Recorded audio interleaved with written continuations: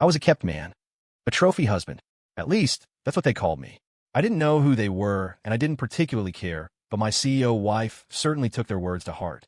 It happened again after another humiliating night of dragging my intoxicated wife home. I had hoped for a simple, "Thanks for everything, honey." Instead, what waited for me was a divorce settlement. I knew my place. I was ready to leave with nothing but the clothes on my back. But after I walked away empty-handed, why did they all come looking for me? "Ms. Sterling, this must be your husband? Where is he working these days?" Hearing that question, I suddenly tensed up. I was a man living off his wife. Currently, I was squeezed into a fitted tuxedo, sitting in the middle of a high-society gala that I had no business attending. The suit wasn't tight because of the cut. It was tight because it was the first gift my wife had ever given me back when we were still in college. And my wife, Serena Sterling, sat right beside me. She looked like an angel who had fallen to earth, socializing with the elite, graceful, and poised. She was born for this glittering world. After all, she was old money. We met in college. She was the untouchable heiress. I was the poor kid with nothing. We were a mismatch in every sense of the word. I had felt inferior about the gap between us, but I chose to be with her anyway. Because I remember my wife telling me, with her own lips, that she loved me. I didn't recognize the man asking the question. Serena never introduced me to anyone. I cast a pleading glance at her, but she didn't meet my eyes. She seemed completely indifferent. I could only brace myself and smile awkwardly. I'm currently between jobs. Mostly I take care of things at home for Serena. Oh, the man's expression shifted into something amused. He turned to Serena. "Ms. Sterling, I never would have guessed. We always assume that behind every successful woman stands an even more successful man. Turns out you've achieved everything today on your own. It really makes us men feel inadequate." Ha ha ha. The circle of high society elites, people I had nothing in common with, burst into laughter. But my wife, Serena, didn't smile. She didn't even play along with their banter. From that moment on, for the rest of the gala, she didn't smile once, nor did she look at me again. I just remember she drank a lot. A lot. The party wasn't even over when Serena was already wasted, barely able to stand. As her husband, naturally, I stepped in to fend off the rich playboys, trying to offer her a ride home. I shielded Serena in my arms, and we stumbled toward the exit. Behind me, the mocking voices seemed to get louder. "Right, she's married. Who are we to offer a ride? Don't tell me you actually forgot about Miss Sterling's husband? With her status, why would she keep a mooch like that around? Sure, keep it down. He hasn't left yet. He walks so slow. Is that trophy husband useless or what? Probably only knows how to eat soft rice. Can't do anything else, I bet." Ha ha. They laughed loudly enough for me to hear, of course. But I didn't take it to heart. Maybe I was just used to it. The truth was, I could have helped Serena. I could have held my own in a room like that, conversing with the same status they had. For 4 years of college, I was top of my class. Serena, my classmate, knew this. After a year-long internship at a major firm, they had offered me a VP position straight out of the gate. But Serena had grabbed my hand and said, "Baby, you have me. Why do you need to work so hard? Whatever you want, I can give you. You just need to take care of your precious Serena." I remember she said that while lying in my arms, nuzzling my earlobe. Faced with that kind of affection, how could I refuse? So, I became who I am today. I had a good job. At the very least, I took excellent care of my precious Serena. Later, I heard that company became a Fortune 500, even bigger than Serena's current company. Friends I hadn't spoken to in ages asked if I regretted it. I said no, because I remembered my wife telling me, with her own lips, that she loved me. I hadn't been drinking, so I drove Serena's Porsche back to our gated community in Manhattan. As I carried Serena into the elevator, we ran into our neighbor, Mrs. Higgins. Seeing me, she smiled and greeted us. "Caleb, wife had a bit too much again? You really have your hands full." I smiled but didn't speak. Just like the neighbor who was used to the sight, I was used to days like this. I remember the first time Serena got blackout drunk. I was angry, but I still brought her home. When she sobered up a bit and saw my mood, she immediately used her foolproof weapon. She flashed a charming smile, hugged my arm, and whined softly, "Hubby, don't be mad, okay? Look at me. I'm your little Serena. I know I drink too much, but it's business. Thank you for picking me up. I promise never again. If I do it again, you can punish me. No sleeping in the bed." Thinking back on it now, I couldn't help but smile with genuine tenderness. Back then, Serena's face was always full of smiles. We never expected that the first time wouldn't be the last. Later, the drunkenness became frequent, and the affection became rare. Yet every day, I personally cooked for her, prepared hot soup, ran her bath. I stood downstairs at her galas early, waiting to take her home. Rain or shine. Even if I didn't get a kiss or a hug. Even if I waited for hours. Even if I had a high fever. Because I remember my wife telling me, with her own lips, that she loved me. Today was the same as always. I took off her Valentinos, carefully removed her sheer black stockings, and changed her into lightweight silk pajamas. Serena's body was perfect, flawless. But my heart only felt an ache. I worried about the toll the alcohol was taking on her. After doing all this, I quickly went to the kitchen, prepared a bowl of steaming hangover remedy tea, and returned to the bedroom. But I found Serena sitting on the edge of the bed, legs crossed, looking surprisingly sober. She was staring at me quietly. I don't know why, but the look in her eyes gave me a bad feeling. I tensed up again, but I didn't overthink it. I walked forward with concern. Serena, how are you feeling? I made you some tea, and the bath is ready. Drink this, rest a bit, and go take a hot soak. I didn't expect her to say, thanks, honey, like she used to years ago. But I certainly didn't expect what she said next. Serena looked at the bowl of soup in front of her, her voice so cold it felt like I was talking to a stranger. Caleb, do you think you have any dignity left? What? I didn't know if I couldn't believe my ears, or if I couldn't believe Serena was the one saying it. Serena looked impatient. Stop pretending. You know exactly what I'm talking about. Crash. Serena knocked the bowl from my hands. It smashed against the floor, porcelain shards scattering everywhere. It felt like more than just a fine ceramic bowl had shattered. Something inside my body felt like it had broken too. I didn't look at Serena's eyes. The light in her pupils scared me. I squatted down, trembling slightly, and carefully picked up the shards. I tried to keep my voice steady. You don't like wearing slippers. You like walking barefoot. If you step on this, I'll be heartbroken. You're drunk. Your emotions are unstable. Don't worry. I'll go to the kitchen and get another bowl. I was talking to myself, really, because I remember my wife telling me, with her own lips, that she loved me. But a second later, Serena's shrill voice cut through the air. Caleb, enough. Does being a mooch, a kept man every single day, give you some kind of purpose? A shard of porcelain sliced my hand. Blood dripped softly onto the expensive rug.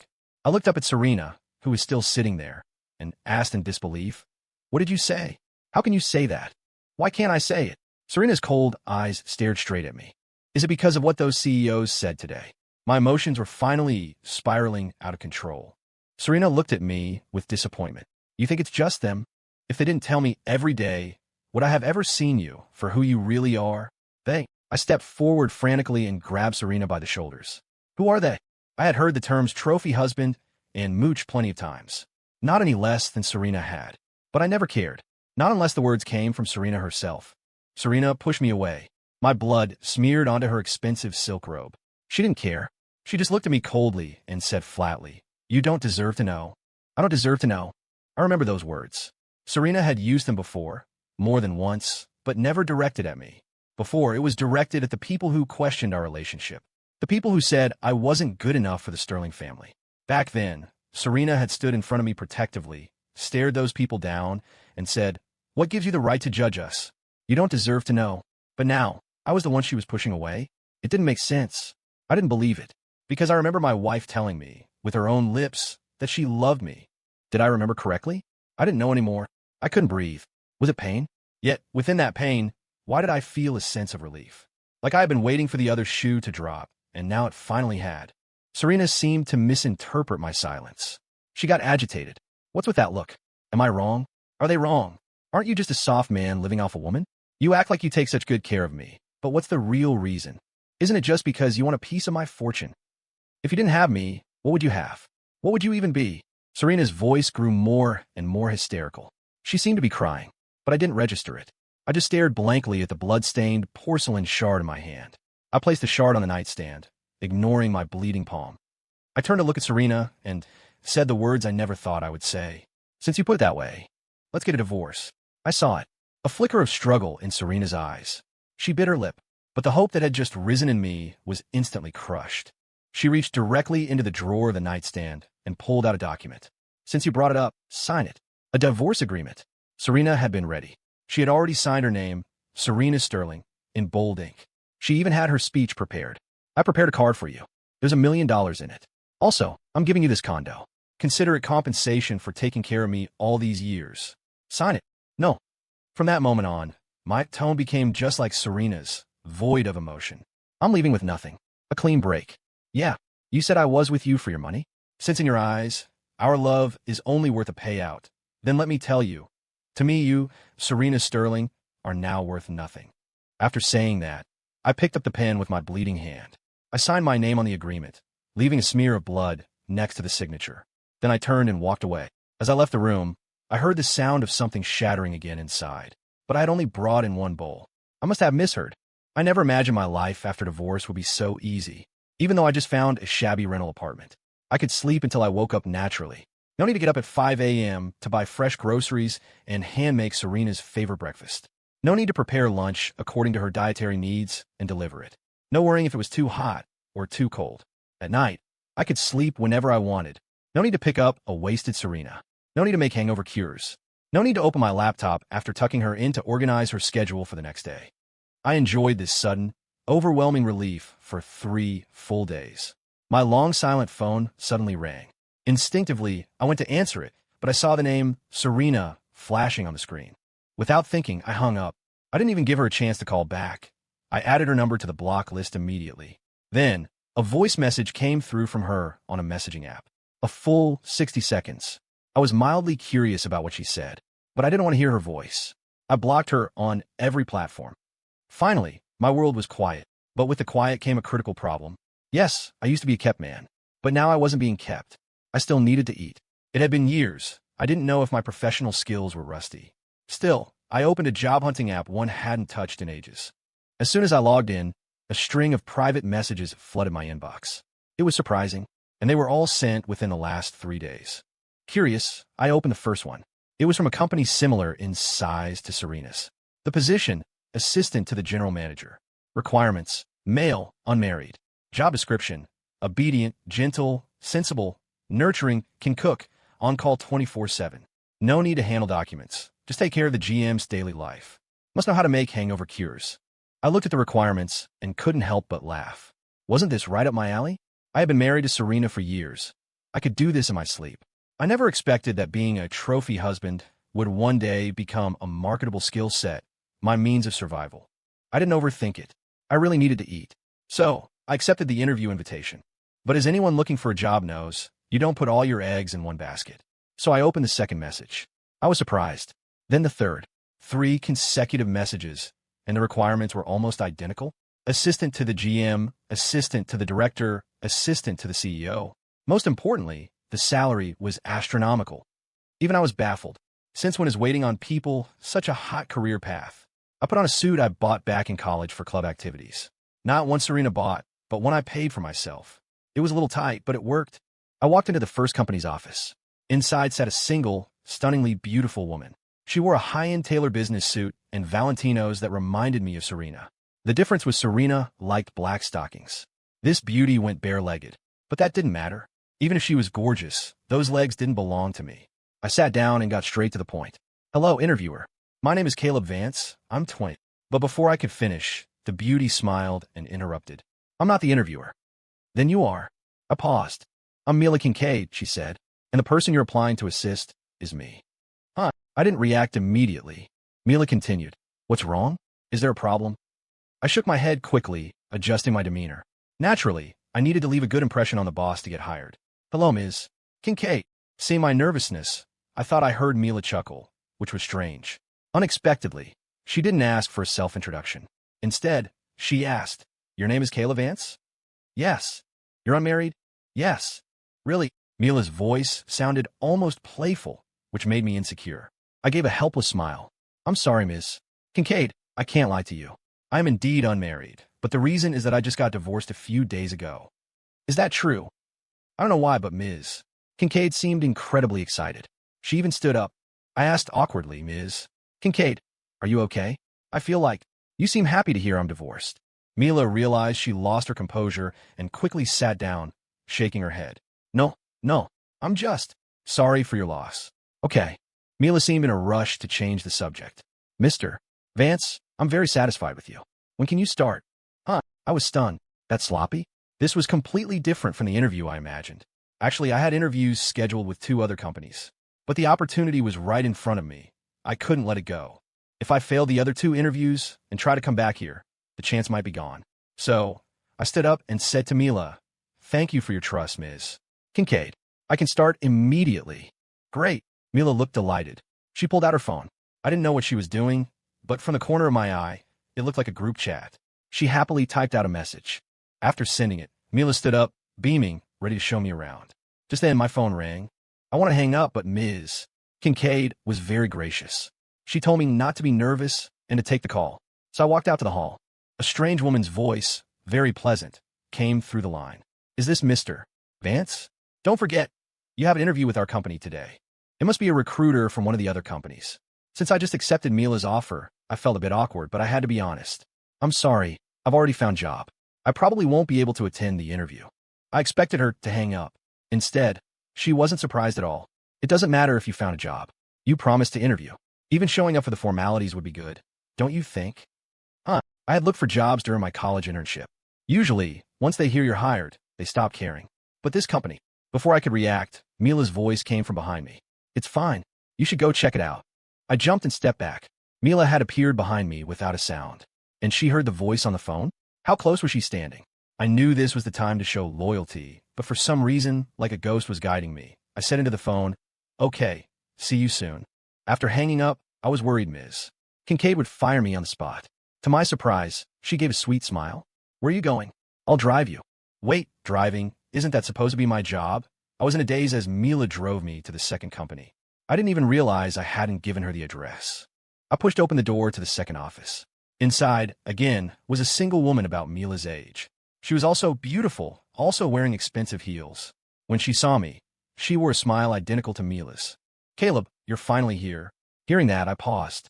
"You know me?" Before she could answer, the crisp sound of high heels approached from behind me. I turned around, startled. "Ms. Kincaid, why did you come up to?" But the stranger's reaction was bigger than mine. She stood up and snapped at Mila. "Mila Kincaid, who said you could crash my interview? You have no honor." Mila just smiled. "G is Sinclair. I'm not the only one here." Suddenly, another gorgeous woman popped out from behind Mila. She didn't look at anyone else. She made a beeline for me. Extending her hand, she announced the name of the third company. "Caleb, I am Lexi Thornton. Will you be my assistant?" I stood there, frozen. My brain couldn't process the situation. Only one thought remained in my mind. Before I got divorced, why didn't anyone come looking for me like this? Mila stepped in front of me, spreading her arms defensively. "I'm telling you both, Caleb already agreed to be my assistant. You missed your chance." Gia waved her hand. "Says who? Don't forget whose company this is. Get out." Lexi craned her neck. "So what if it's your company? I own shares here. I have a say too." Watching the three women argue, I was utterly confused. I couldn't help but ask Ms. Kincaid, Ms. Sinclair, Ms. Thorne, "Do you three know each other?" The three women nodded in unison. "We do." "Then, do you know me?" The three of them froze. They exchanged looks, seemingly hesitating. But quickly, they all shook their heads and said in unison, "No." "Then why are you all determined to hire me as an assistant?" That was the mystery. With the salary they offered, people would be lining up around the block. Yet the three of them were fighting over me. I felt like a goblin about to be slain by a hero in a video game. Like this was my final, beautiful dream before death. After all, just days ago, I was a despised soft rice man. But everything in front of me was so real. Faced with my question, they seemed stuck. Finally, Mila spoke up. "We made a bet to see who could hire an assistant first. They saw I succeeded and didn't want me to win, so they came to poach you." She said it with such conviction, it almost made sense. I nodded, accepting the excuse. Seeming worried I might dig deeper, Mila quickly added, "All right, you two, stop trying to steal him. I'm hungry. Caleb, you can cook, right?" I nodded without thinking. I wasn't a chef, but for years I made every meal for Serena aside from galas. I could do this with my eyes closed. Mila looked excited. Quick, come with me. Let me taste your cooking." Before I could speak, Gia and Lexi protested. "You can't eat alone. You have to take me too." "Exactly. I wanted to try it for ages. I mean, it looks delicious. My kitchen is huge. Go to my place. Go to my place." The three women chattered like birds. I was just concerned about one thing. What did she mean by wanted to try it for ages? And looks delicious. When had they ever seen my cooking? I went with the three CEOs to Lexi Thorne's house. Her kitchen was indeed massive, even bigger than Serena's. The ingredients were already prepped. I slipped into an apron with practiced ease and walked into the kitchen. I started the familiar work. Except before, I cooked only for Serena. Now, it was for 3 women I just met who were in every way equal to Serena. I even started to doubt myself. Was it possible that during my marriage, my eyes were so fixed on Serena that I ignored everyone else? I laughed at myself. I was just a trophy husband. How could that be? I didn't know then that the gentlest, most attentive, long-term companionship is what truly captures people's hearts. While I cooked, the 3 women stopped arguing. They leaned against the kitchen counter, watching me quietly. I realized then that they really didn't see me as a threat. They had all changed into skimpy loungewear. It was a sea of pale skin, making my hand tremble on the spatula. But what caught my attention most was the look of anticipation on their faces. I had only seen that light on Serena's face once. Back then, I was in the kitchen, and she was watching, waiting to be fed. But later, Serena never stood outside my kitchen again. I smiled. Even now, I was thinking of Serena. I shook my head, casting her out of my mind. I was starting a new life. Surely she was already enjoying hers. Soon, a table full of food was laid out in Lexi's dining room. My ears were filled with chirping voices. Wow, it looks so good. It's steaming hot. Smells amazing. I can't wait. I'm getting chopsticks. I'll get bowls. Give me one too. How could anyone have this kind of food and not appreciate their good fortune? Seeing them happy, I smiled. I smiled genuinely. Until Mila, mouth greasy with food, waved at me. Caleb, my little assistant, what are you standing there for? Come eat with us. I was allowed at the table. I shook my head, pushing away the memories threatening to surface. I naturally joined their lunch. They ate with gusto, even popping a few bottles of expensive wine. Since I had to drive Mila home, I didn't drink. But once they started, they were like Serena. They couldn't stop. By the end, all 3 were swaying, looking barely conscious. Mila waved her hand at me. Caleb, my little assistant, carry me home. Carry. I stopped, looking awkward. Really? Before I could speak, I felt a warm, smooth sensation in my hands. Mila had literally jumped into my arms. Seeing her drunken state, I shook my head helplessly. Boss, walking out in just pajamas isn't a good look. Mila hooked her arms around my neck. You changed me. Me? My shocked expression made the 3 women burst into laughter again. Eventually, Mila changed her own clothes. While waiting, Gia was holding her phone, sending a voice note to someone. Baby, I'm at Lexi's. I'm drunk. Can you come pick me up? I assumed it was her boyfriend. A long time later, Mila finally emerged, dressed. In the end, I was carrying Mila, who was wearing Valentino's and showing a lot of leg. Resigned, I carried her to the front door. Just then, the doorbell rang. Not thinking much, I opened the door with one hand. But the next second, a voice, haggard, exhausted, yet incredibly familiar, cried out from the hallway. Caleb, why are you here? Serena? My voice stiffened. Standing at the door was Serena Sterling. She looked terrible. Her complexion was dull, and she had lost a lot of weight. Mila, still in my arms, and Lexi and Gia behind me, all stopped their noise. Lexi even turned to Gia and asked dramatically, Who did you call to pick you up? Gia covered her forehead in panic. Crap, I forgot about that part. It was only then that I understood. They were Serena's best friends. Honestly, seeing Serena, I instinctively tensed up and wanted to drop Mila. But then I thought, why? We're divorced. So, I actually tightened my grip on Mila.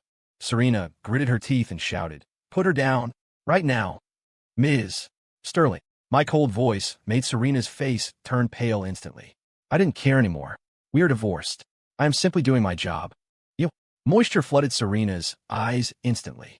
Her voice trembled, but she turned her glare to Mila in my arms. Mila Kincaid, I need a reasonable explanation.